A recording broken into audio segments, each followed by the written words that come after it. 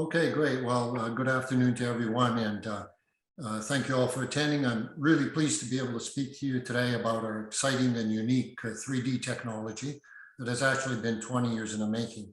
We're now commercializing the capability in three key chosen areas, that of inspection, autonomy, and biometrics. Next slide, please. So what's really important to do is to start to understand what is the problem of 3D. Everybody's using that language, but are we truly 3D?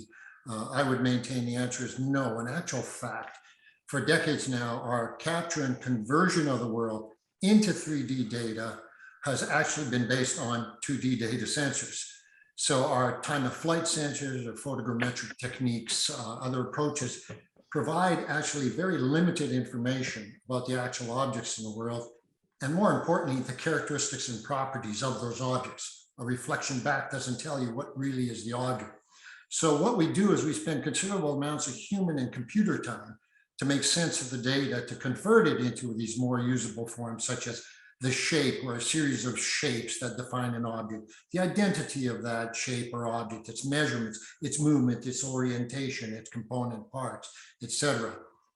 So we show you an image here taken from our actual sensor and our approach. And I just wanted to point out very quickly three key elements in here to just keep in the back of your head. First of all, is that all objects in the scene are understood. So if you look at the image, you could see we actually have the shape of all of the objects there. Second, in this case, we've chosen to only show you the surface information from the normals, which are color coded. So things that are green are pointing straight up.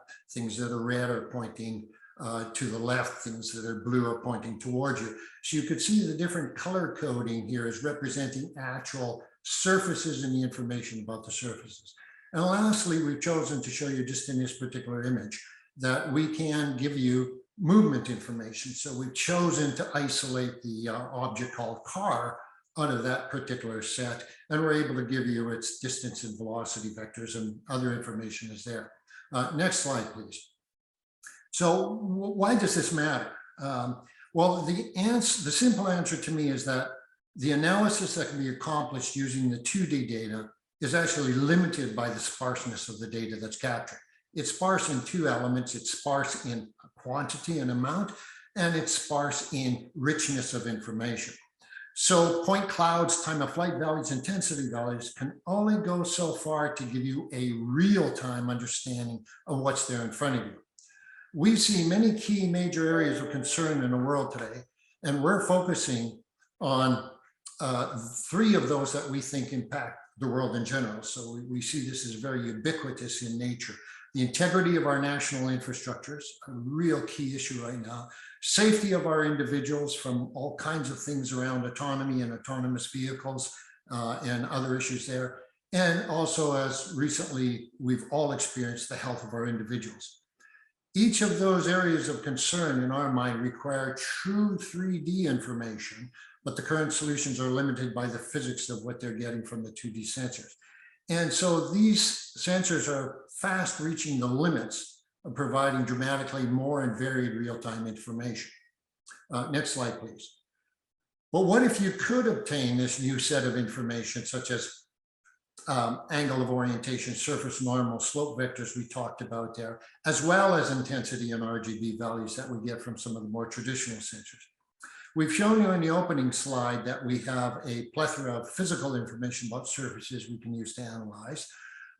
And we don't have time in today's session to detail out really the aspects of our technology. So rather, I think I'd best show it by just describing a few of the commercial capabilities we already have. In this case, in the inspection area, we can take an acquired image through our sensor. We can process that image. We can immediately tell what is blistering and rust, how much of it, what its measurements are, what its values are, and more importantly, we can also standardize that under an ISO standard automatic classification. So basically, in essentially real time, at the time of capture, one already has an analyzed answer, which is significant and able to dramatically change the inspection process. Next slide, please. We've also shown you that we can do tracking. In this case, we are showing you and demonstrating we can do drone and vehicle tracking and identification. So these are particular types of drones. On the left is actually an image below the horizon. You can barely see the drone on the right, but we actually can see the image, quantify it, and provide that information. Next slide, please. And finally, we have a significant amount of biometrics that is also commercially available. So we do have certified facial recognition and fingerprint identification capabilities on here, and then a whole series of things more. So behind these now, if we turn on, next slide, please. So what we also have behind these is other proof of concepts that we have now already moved up to the near commercial readiness side. So we have demonstrated that we can do things such as emotion detection, metrology. This is a single quarter scanned at 17 feet. So just another key element. We are a passive sensor, and optics help us get more pixels on target. So we can see things at very large distances. So this is a quarter scanned and created in 3D form from 17 feet away with high precision. Next slide, please. 30-second warning. Thank you. We've also done stress and strain analysis. We've gone through an endoscope inside the interior bodies and can give significant information about the interior vessels and that. Next slide, please. And we've also done quite a bit of work on wound care. So we can actually track and monitor and give you assessment of the body's recovery after wound things. Next slide, please. We have a strong management team, starting with our founder, Blair Barber, who's on the call as well, who's really created and spurred the technology and had taken it over the majority of the 20 years. Next. Paul Ham with significant commercial experience. So we have our foray into the commercial area. And finally, the next slide, please. That's myself, a well-seasoned veteran, which just means I've been around the block a long time in the energy sector, and that for over 40 years. And finally, the next slide, please. So our real ask of the panel here is that we are really seeking commercial and military partners that we believe can help us create bespoke solutions to some very unique problems. And with that, that should close us off. Perfect. Perfect. Thank you so much, Dave. We are going to open the floor up now for any questions for Dave. Sure, Joseph, go ahead. Hey, Dave, thanks. Great presentation. I just want to be clear on what the product here is. There's a hardware component, a sensor of some sort. It looks like a couple AI models, one that actually builds a model of what it's seeing and another that's able to identify objects. Is that correct?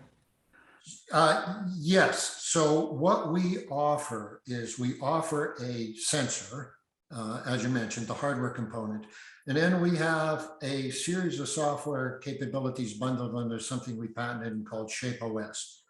And this is our ability to interpret our signal in real time and create those property values that you saw, for example, the normals of the surface and that, and understand that we have that at each and every pixel in the sensor, so that essentially with one shutter exposure, and I'm just using that language loosely, we get the entirety of the scene, and it's more about just processing various aspects of that depending on the use case. So from the ShapeOS software component, we can create a whole myriad of different application sets.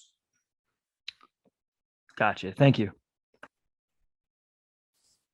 Perfect. Bash, you're up. So Dave, the question was on the slide where you showed about a drone detection system. That looked more like a drone detection system. Was that using a camera, or what was that?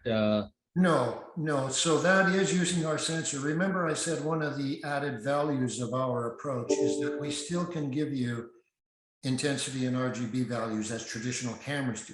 That is actually not what we use in the majority of our approach of interpreting what's in the scene. We actually use these other properties I mentioned.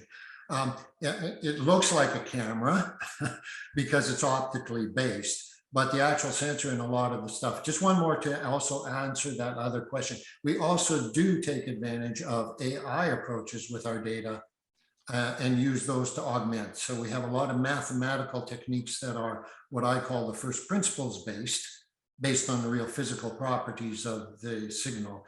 And then we also do use AI approaches to augment our understanding and do that because they work well too. Perfect. Ryan, last question. Thanks.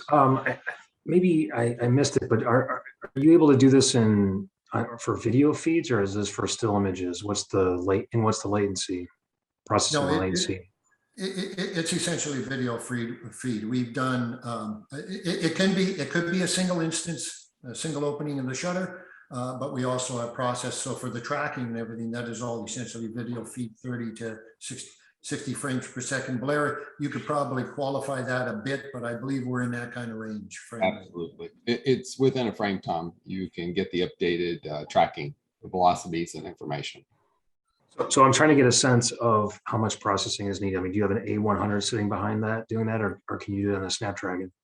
What do you need to process in real time? We're typically using a laptop right now.